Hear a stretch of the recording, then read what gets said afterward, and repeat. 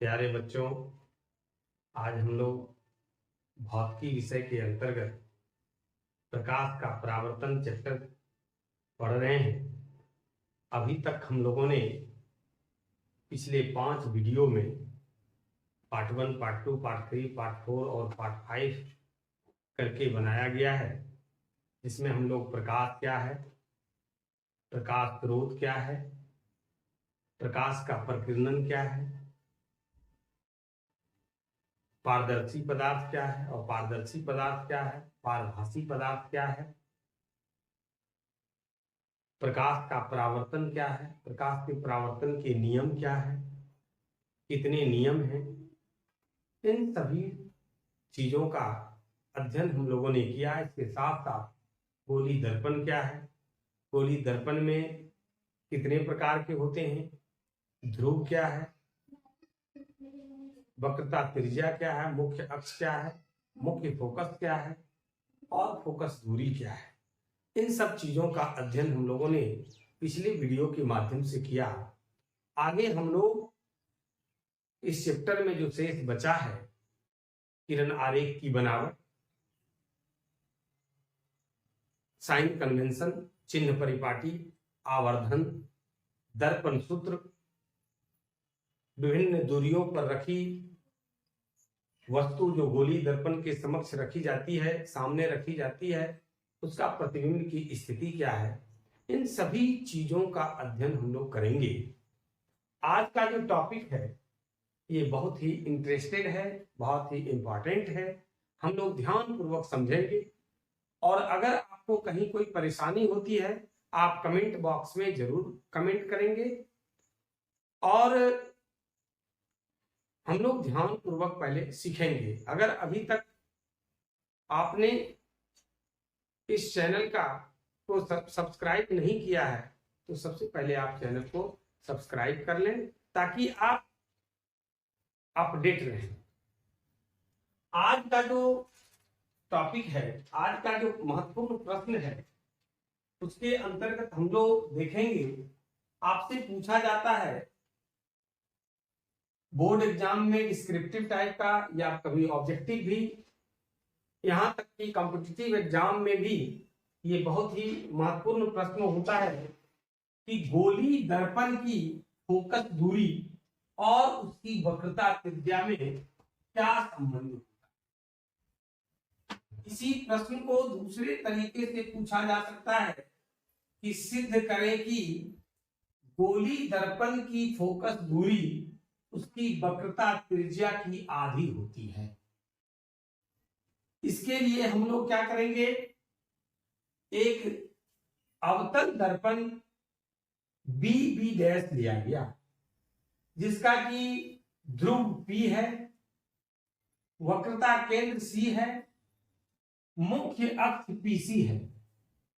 मुख्य अक्ष PC के समांतर किरणें AB जो आपतित किरण है,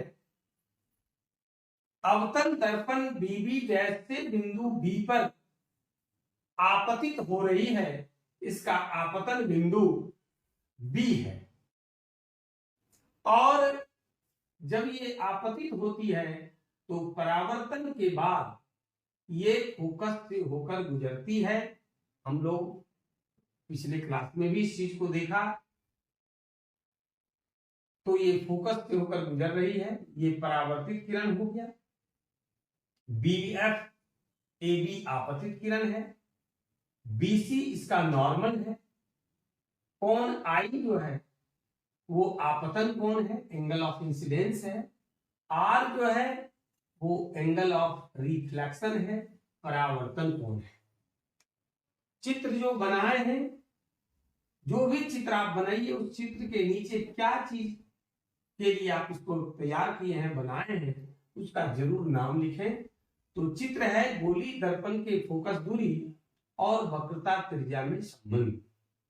अब हम लोग गोली दर्पण के फोकस दूरी और वक्रता त्रिज्या में संबंध सत्यापित करेंगे, निकालेंगे, दिखाएंगे कि आखिर गोली दर्पण के वक्रता त्रिज्या और फोकस दूरी में क्या संबंध होता है, क्या संबंध है। सबसे पहले त्रिज्या सीबी, हम लोग कल के क्लास में पढ़े थे, पिछले क्लास में हम लोगों ने सीखा कि गोली दर्पण जिस खोखले गोले का भाग होती है उस गोले के केंद्र को दर्पण का वक्रता केंद्र कहते हैं और उसकी जो त्रिज्या होती है वो वक्रता त्रिज्या कहलाती है, रेडियस ऑफ कर्वेचर कहलाती है। यहां पर जो सीबी है ध्यान दीजिएगा वो इस दर्पण गोली दर्पण की वक्रता त्रिज्या है।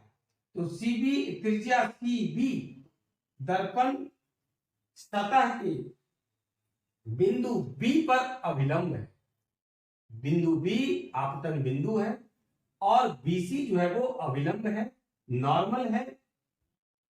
इसलिए परावर्तन के नियम से हम लोग पिछले क्लास में सीखे थे, जाने थे कि परावर्तन के दो नियम होते हैं। दूसरा जो नियम होता है आपतन कोण बराबर होता है परावर्तन कोण के। यहां आपतन कोण है कोण A B C, A B C, ये जो कोण है कोण आई ये आपका बराबर है परावर्तन कोण सी बी एफ के। लेकिन कोण ए बी सी ये जो कोण है वो कोण BCF के बराबर है, इस कोण के बराबर है। कारण AB और CP PC ये समांतर रेखा है और इस समांतर रेखा में BC जो है वो प्रतिच्छेदी रेखा है, एक दूसरे को प्रतिच्छेद कर रहा है और एंगल I और ये एंगल I, कहने का मतलब कोण ABC बराबर है कोण BCF, कारण ये दोनों एकांतर कोण है। हमने लिख भी दिया कोण ABC बराबर कोण BCF, ये एकांतर कोण है। जब ये एकांतर कोण दोनों बराबर हो गया, एंगल ABC बराबर है कोण CBF के, फिर कोण ABC बराबर है BCF के, कहने का मतलब है कोण CBF बराबर है कोण BCF का। जब ये कोण इस कोण के बराबर है, ये कोण इस कोण के बराबर है, तो आपका कोण C बराबर हो गया कोण ये CBF। ये कोण और ये कोण इस बार हम लोग बराबर कर दिए। जब ये दोनों कोण बराबर कर दिए और ये त्रिभुज भी है, त्रिभुज CBF है, जब किसी भी त्रिभुज के दो कोण बराबर होते हैं तो कोण के सम्मुख भुजा भी आपस में बराबर होता है। और जब दो भुजा आपस में इसका बराबर हो गया, इट मींस ये जो आपका त्रिभुज है वो समद्विबाहु त्रिभुज हो गया। त्रिभुज BCF, ये जो त्रिभुज हम लोग देख रहे हैं BCF, इसका दो भुजा आपस में बराबर है, इसका मतलब है कि त्रिभुज BCF एक समद्विबाहु त्रिभुज है। और जब ये समद्विबाहु त्रिभुज है, इसकी दो भुजा क्या क्या BF ये और CF या FC ये दोनों आपस में बराबर होगा, कारण समद्विबाहु त्रिभुज की दोनों ये भुजा।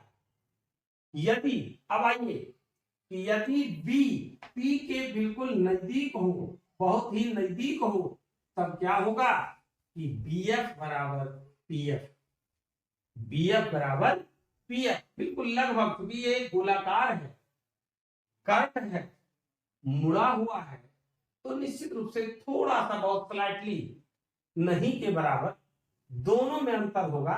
लेकिन हम लोग इसलिए यहां पर लिख दिए हैं कि BF बराबर PF, लगभग शब्द का इस्तेमाल किए। और आप लोगों को भी जब सिद्ध करने लगिए तो यहाँ पे लगभग निश्चित रूप से लिखेंगे, क्योंकि पूरा का पूरा बराबर नहीं है। जब ये मान लिए कि BF बराबर PF है, तब आइए कि PF, ध्यान दीजिएगा, PF क्या है, ये फोकस दूरी है। कल भी हम लोग पढ़े थे पिछले क्लास में, ये हो गया फोकस दूरी PF और बराबर है FC, क्योंकि दोनों को हम लोग बराबर कर चुके हैं, बराबर FC बराबर हम PF को क्या लिख सकते हैं, PC क्योंकि पीसी बराबर हम लोग लिखेंगे सीएफ प्लस पीएफ, और एक तरफ हम लोग जान रहे हैं, क्या जान रहे हैं कि दोनों बराबर है, यानी सीएफ पीएफ प्लस पीएफ, दो पीएफ हो गया क्योंकि दोनों आपस में बराबर है। इसलिए क्या हुआ कि पीएफ बराबर पीसी और बटे 2। अब देखिए कि पीएफ को हम लोग क्या कहते हैं, फोकस दूरी एफ। पीसी को क्या कहेंगे, तो वक्रता त्रिज्या। यहां से यहां तक को क्या कहते हैं, त्रिज्या, वक्रता त्रिज्या, रेडियस ऑफ कर्वेचर। इसलिए क्या होगा, पीएफ बराबर ये small F focal length focus दूरी, और पीसी बराबर हो गया आपका capital R radius of curvature, वक्रता त्रिज्या, यानी एफ बराबर आर बटे 2। कहने का मतलब हुआ, अर्थात गोली दर्पण की वो फोकस दूरी उसकी वक्रता त्रिज्या की आधी होती है। यहां पर एक चीज समझ लीजिए, गोली दर्पण का है यानी ये काम आप अवतल दर्पण के लिए कीजिए या उत्तल दर्पण के लिए कीजिए, दोनों ही केसेस में जो है क्या होगा, फोकस दूरी उसकी वक्रता त्रिज्या की आधी होती है।